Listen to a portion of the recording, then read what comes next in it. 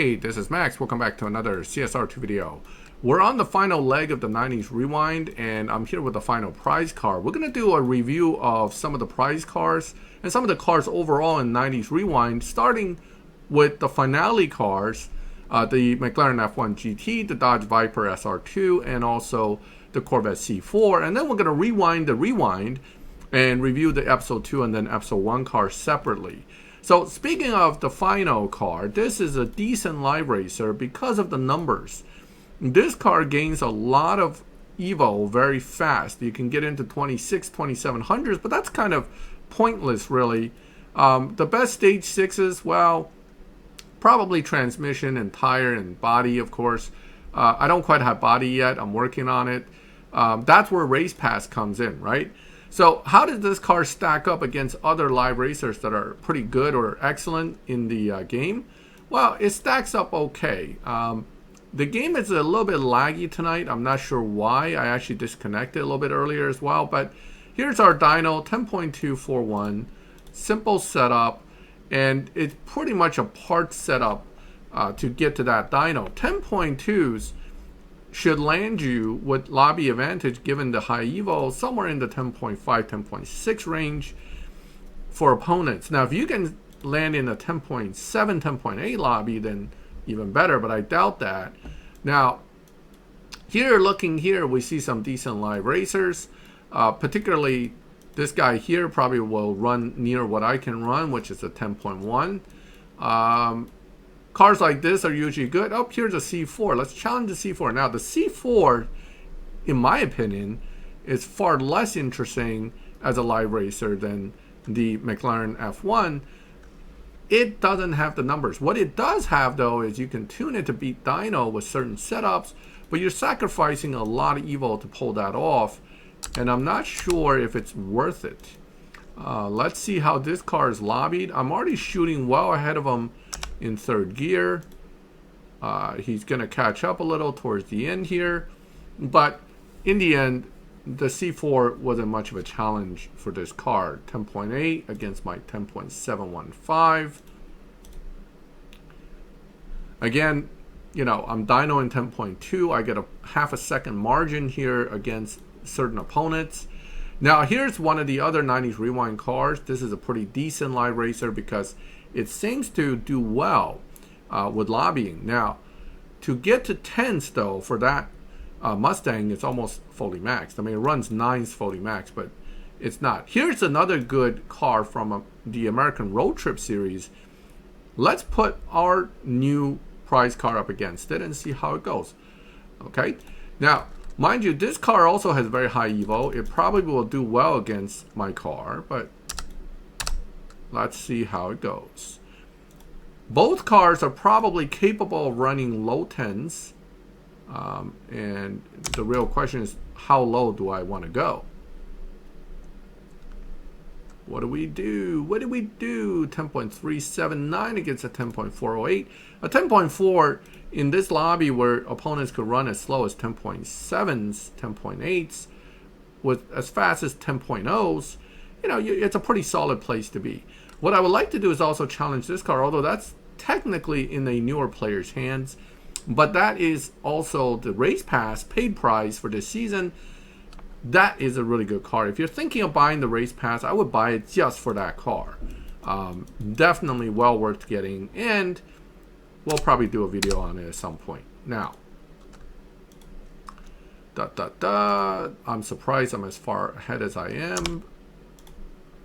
He should be able to catch up, or he slowed down. I don't know what happened there, but all right. I think I made my point. Maybe I didn't make my point. No. He wants revenge. Can't have a win there without revenge. I didn't even know what he ran. I don't know what I ran. I do know it's probably not very fast. All right, I'm getting 0 RPM drop because, well, it's tuned a certain way. But we'll see. We'll see what happens. Okay. All right. So this time, maybe he won't re-challenge me. Let me see what I saw 11. I saw an 11. All right. Third race. Let's see. Maybe he's trying to figure out the shift pattern. Maybe he's getting 0 RPM drops and he's upset that he's not getting his best runs. I don't know what's going on, but he is re-challenging me quite often. Okay, so this time, let's do it again.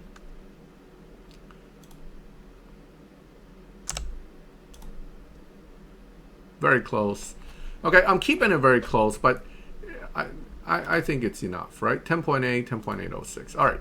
So the Solus GT is good, but you do have to tune it right. You do have to have the parts, and you're probably going to have it set up in a certain way to get lobby advantage. The other piece is that if you take this car, this F1 GT that you finally win and build, and you immediately run it as hard as you can in live, you will kill it.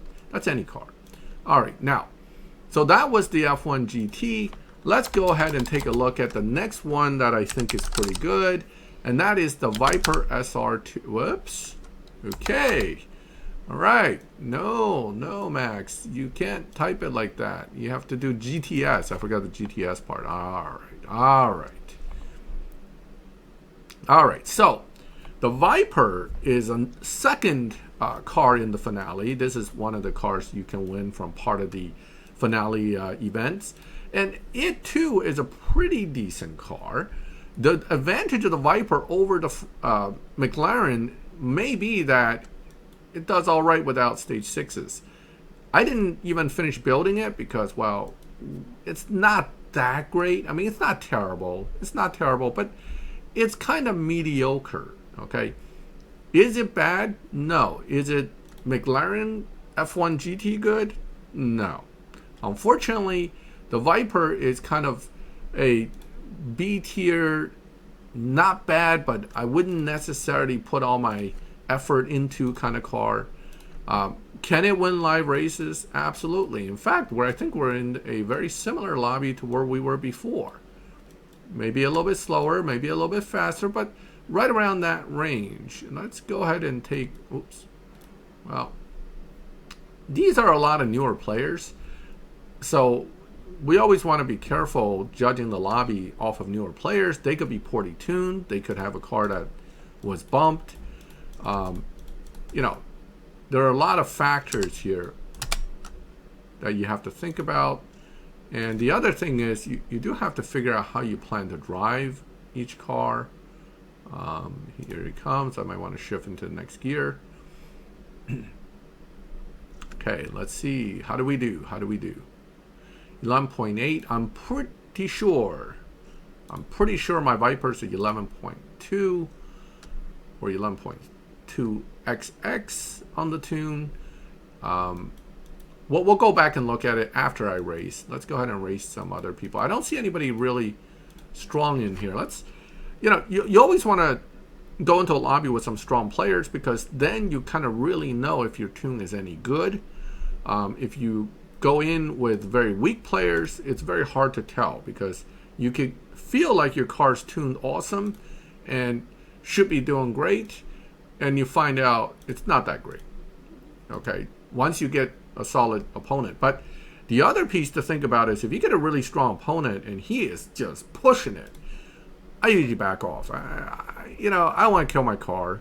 I like racing it in live, and I don't want to just do like a bunch of 11-1s and then get pushed into a faster lobby. So sometimes I just let it go. Like that song from that Disney movie that we won't be mentioning. Okay, now this is NSX with the right stage 6s. It should be a 11-1 car here easily. Oh, he's raising money. He probably has pretty good confidence he's going to run 11-1, 11-0s, and therefore he's going to destroy me. You got that crappy old Viper. What are you going to do to me? All right, well, I don't know what I'm going to do, but I'm going to see if I can do something because I don't want to just take a loss. Now, I got 0 RPM drop. That could hurt me, but I am still ahead, and he's playing games. He's slowing down a little bit, so I'm going to slow down too. I want to see what he ran. 11.3, yeah, he can have that. He can, again, I have a 11.2A dyno. I can run under dyno a little bit, but if I run under dyno and I push it, that's like these guys. these guys, well, I know what you're doing. I don't know what he's doing. I'm not sure I want to know what he's doing, because I know what this car can run 7.9s in here. So, you know, let's see what he's doing. He thinks he knows what I'm doing, so let me see what I can do with what he's doing. I know what you're doing too, man. Yeah, okay. We'll see. See, he can pass me at any point, really, with that car. Is he going to choose to? He's probably going to re-challenge. A lot of times that's what they do. They take a gauge of what you're doing. That's what I do. I take a gauge of what the opponent's doing, and then maybe I'll re-challenge, maybe I won't. Well, he didn't. So, he could be set up, normally, he could be set up with the Dyno Buster tune. I don't know. The truth is, I don't know what he's doing. So, okay. So, Fueled by Rage here. So, these are some of the better cars, right? Now we're racing a new player with a completely no-star LC500 that's elite. That's good and bad. The completely no-star LC500 can still beat Dyno, but I really doubt that it is in this lobby with a really great Dyno. Most likely, he will be stuck at whatever Dyno he's stuck at, and he'll be beating Dyno to beat me based on his Dyno. That's what I'm thinking. Now, I'm going to run slower than Dyno and beat him, but chances are he's running Dyno or slightly under Dyno to get that run against me. So that's the problem, right? Your car doesn't lobby well, you end up in a slightly faster lobby, and you don't win. Okay, now let me see. I want to race one more normal car. I mean, I guess I can get my 10K back. Do I care about 10K? Not really.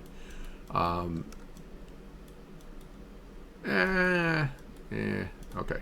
I don't want to run hard in here, so I'm going to show you instead on the dyno what the car possibly could run. Assuming I still remember how to drive it. Jumping from car to car, the problem has always been for me, I forget the shift patterns. And some of these cars have funky shift patterns. Not all of them, but some. You know, so we got 11.278. I'm pretty sure it'll run at least 11.1 even with the botch run, but 11.0 something is what I was remembering this car could run, but who knows? Maybe I'm wrong. Okay, so usually pretty quick to second, and off we go to the races. If you let the fifth gear basically run to the end, you get hopefully your best run. And our best run is 10.9. Okay, pretty good, pretty good. All right, so that's the Viper SR2. Not a bad car. Again, not a top car. Solus GT probably will take it out. F1 GT probably will take it out.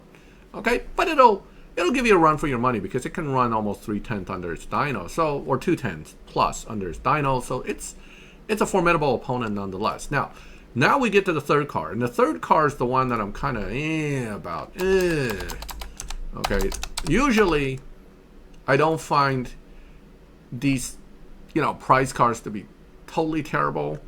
And that's one great thing about 90's Rewind, actually. When we get to episode 1, episode 2 cars, one thing I can say about this 90's Rewind is they gave us pretty much all usable cars. Nothing completely, utterly worthless. This comes close. But that's only because the way this car works isn't the way I like it. You can in fact tune this car with like 1,000 Evo and beat dyno by like half a second or more, but there are plenty of cars that can do that. I want a car that actually can run under its dyno, win in live, and do well and lobby well. That, unfortunately, with the C4 is quite difficult. This is probably one of the worst cars, sadly, to come out of the 90's Rewind. And I have it in the same lobby that I have the other cars in, okay, with a slower dyno. And it doesn't beat dyno. So, Darusta is likely to basically destroy me. This guy, actually, in here, should run 10.6, or capable of it. I know who he is. Now, his LC500 has the ability to run much faster than the lobby if he chooses to. However, He probably won't choose to run it much faster than whatever I can run. See how he's slowing down? He's doing the same thing I do to other people. So that is the better car for this lobby. And that's, he only had to run a 11.2 to beat me. It's not very hard. Not very hard at all. Mind you, even the Viper would struggle against the Rooster, because the Rooster here can run 10.7, 10.8, 10.6 maybe, which is well out of the lobby range and therefore very, very strong here. Can I push him out of this lobby? Eventually, but not worth it. We all know what these cars can do. It's, there's no point to get our egos involved and start, hitting each other hard for the sake of doing it. There are other cars in the game that can beat that LC500 in here, and well, I have a few of them, but they're not the ones that we're talking about today. Now, I don't know why that guy couldn't challenge me. Usually when that happens, one of us gets moved to a different lobby, and it looks like I moved. And that's not a good sign for this car. I already don't like the car, and I think even with the 10.4, 10.38 dyno, running it at 11.38 dyno, running at 11.38, I think I just got bumped. So that's why the C4 is really on my list of do not use in the future cars. So it's actually 11.4. It's even worse. So pretty bad, pretty bad. Now, can I make this car somewhat useful? Well, I can make a Dyno Buster tune out of it, but it's still not that useful. All right. So that's some of the 90s Rewind in the finale. This is the final cars, right? The final three: the Viper, the C4, and the McLaren F1 GT. From best to worst in that order. I hope you liked this video. I will be updating with the other legs, episode 1 cars, episode 2 cars. We're going to do each episode's cars in its own grouping. So you have your Ferraris and Lambos and your Porsches that we all got from the 90s, and some of the tier 4s, the Mustang, the Roush, Jack Roush Mustang, the BMW M3, E30. Those are some fun cars to talk about, and we will talk about in another video. So this is the conclusion of the review of the 90s Rewind final cars. I hope you liked the video. If you have any comments, feel free to make them. If you like the video, leave a like. If you like my channel and you like this kind of videos, subscribe, hit the bell, and you get notified when I put up new videos. And as always, thank you for watching my videos. I'll catch you next time.